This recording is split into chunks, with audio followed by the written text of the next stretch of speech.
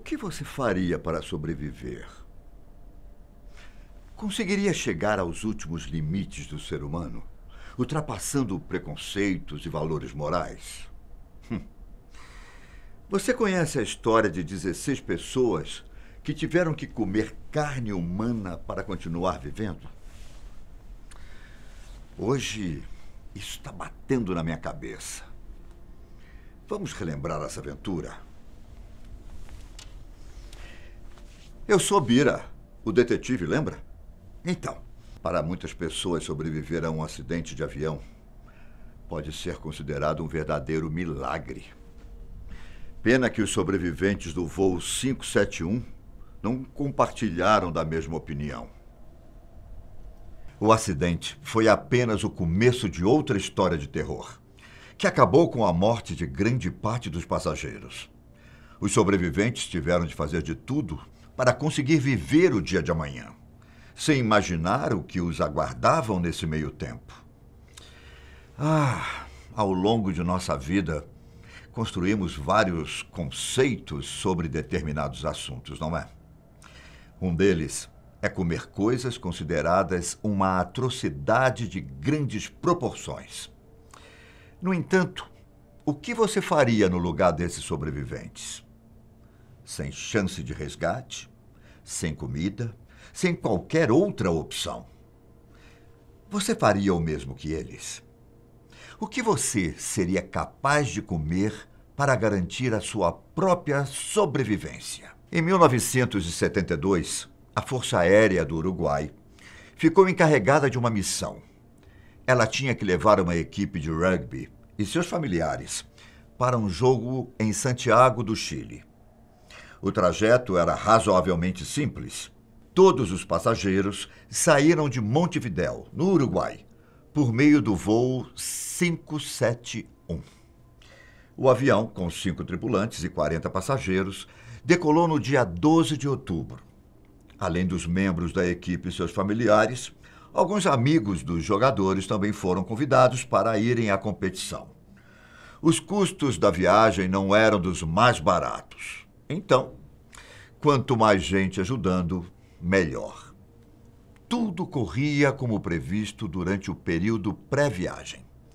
Nenhum dos tripulantes imaginava que aconteceria imprevistos ou qualquer coisa do tipo. O grande problema estava ligado com o mau tempo nos arredores das montanhas. Chegou um momento em que os tripulantes sentiram a necessidade de passar a noite em Mendoza, na Argentina, antes de embarcarem. O voo estava previsto para acontecer às 14h18 do dia seguinte. Santiago fica a oeste de Mendoza, mas o avião não foi projetado para voar acima de 6.900 metros. Por essa razão, os pilotos traçaram o percurso do sul até o Passo del Planchón. Para quem não sabe, Passo del Planchón é um corredor estreito que corta as montanhas, com picos altos o suficiente para o avião passar. A estratégia era bem interessante, porque os pilotos poderiam adentrar a Cordilheira dos Andes com total segurança. Uma hora depois da decolagem, um dos pilotos informou aos controladores que estava passando pelo corredor. Ele chegou a transmitir por rádio que havia se aproximado de Curicó, no Chile. Essa região fica a 178 quilômetros ao sul de Santiago, rumo ao norte. O piloto, no entanto, não calculou a localização da melhor maneira possível. O avião ainda estava nos Andes. Sem se dar conta do erro, os controladores liberaram a aeronave para começar a descer. Os pilotos estavam prontos para aterrissar. No entanto, às 15h30 do dia 13 de outubro de 1972, o avião atingiu uma montanha. A colisão fez com que a asa direita e esquerda se desprendessem, pouco antes da aeronave cair numa região da Argentina. E assim, a tragédia foi ganhando forma. Uma busca pelo avião desaparecido teve início. Ficou evidente que o último local informado não era o certo. A equipe de resgate passou pelos Andes. mas as montanhas cobertas de neve dificultaram a visão da aeronave branca. Além disso, o ambiente hostil levou muitos a acreditar que não havia sobreviventes. Seria o fim de toda e qualquer esperança? A busca foi cancelada depois de 8 dias. Mas as famílias dos passageiros não desistiram em nenhum momento sequer. Para você ter uma ideia, o avião acabou atingindo o topo de uma ladeira e deslizou de ponta cabeça a uma velocidade absurda. O impacto se tornou fatal para os pilotos e para alguns dos passageiros. 33 pessoas sobreviveram ao acidente, mas 5 delas morreram na primeira noite. O clima extremamente frio contribuiu para essas mortes. Roberto Canessa foi uma das vítimas do acidente. Na época, ele tinha 19 anos e estava cursando medicina. O homem foi agressivamente jogado para frente quando o avião atingiu a montanha. Ele tinha a certeza de que não sobreviveria. Afinal, tinha recebido uma pancada horrível na cabeça. Pensou: estou morto. Não tem jeito. O seu primeiro instinto foi o de rezar pela vida, enquanto pessoas agonizavam de dor. Canessa foi uma das 16 pessoas que sobreviveram para contar a história, mesmo quando tudo indicava o pior. Nos anos seguintes, o homem se tornou um dos cardiologistas pediátricos mais conhecidos do Uruguai. No entanto, as lições que aprendeu nunca o abandonaram. Em entrevista para a National Geographic, Canessa relata que os primeiros instantes foram cruéis. Ele escutou um garoto gritar por socorro e dizer que estava cego. Uma barra de metal entrou no estômago do menino e parte de sua cabeça estava à mostra. É uma daquelas cenas que Canessa nunca mais vai esquecer. Depois da queda e das mortes por causa da temperatura, os sobreviventes precisaram encontrar soluções para se manterem vivos. Canessa e outras pessoas usaram partes do avião, como assentos e bagagens, para construir abrigos. A parte almofadada dos assentos também foi usada como sapatos. Tudo isso para que os sobreviventes pudessem contornar as temperaturas abaixo de zero. A criatividade funcionou a favor de Roberto Canessa. Olha só o que ele disse sobre as estratégias de sobrevivência que as vítimas aplicaram. Precisávamos de cobertores. Por isso, esfolamos os assentos do avião, que continha um tecido de lã. Usamos o fundo dos assentos para sapatos de neve e construímos redes para as pessoas com as pernas quebradas. Todos tinham uma função. E como eu era estudante de medicina, eu estava encarregado de ajudar as pessoas feridas. Eu tive que drenar infecções das pernas dos meninos e estabilizar as fraturas. Você fica muito esperto quando está prestes a morrer. No entanto, tem coisas que vão além do que a criatividade pode alcançar, não é? A falta de comida, aos poucos, se tornou um grande problema para todo mundo. Eles só tinham 8 barras de chocolate, uma lata de mexilhões, 3 potes de geleia, uma garrafa de vinho, algumas nozes, pirulitos e frutas secas. Os sobreviventes tentaram fazer de tudo para a comida durar. Um dos homens chegou a comer um mísero amendoim durante 3 dias. Desesperados, os sobreviventes começaram a comer algodão e couro dos assentos do avião. Nando Parrado tinha 22 anos no momento do acidente. Ele sabia que em grandes altitudes as necessidades calóricas do corpo são astronômicas. Em seu livro de memórias, lançado em 2006, Parrado menciona que o desespero tomou conta de todas as pessoas que ainda estavam vivas. Não havia esperança de encontrar comida em lugar algum. O objetivo era sobreviver. Mas a comida estava acabando e não havia vegetação ou vida animal por perto. Em questão de dias, as pessoas ficariam fracas demais para se recuperarem da fome. Os sobreviventes sabiam qual alternativa recorrer. Mas era terrível demais só de imaginar. Em uma reviravolta das mais desanimadoras, eles conseguiram encontrar um rádio para acompanhar os esforços do resgate. No dia 11 de novembro de 1972, ficaram sabendo do cancelamento das buscas. Sem comida, sem equipe de resgate para tentar encontrá-los. Teria como a situação ficar pior?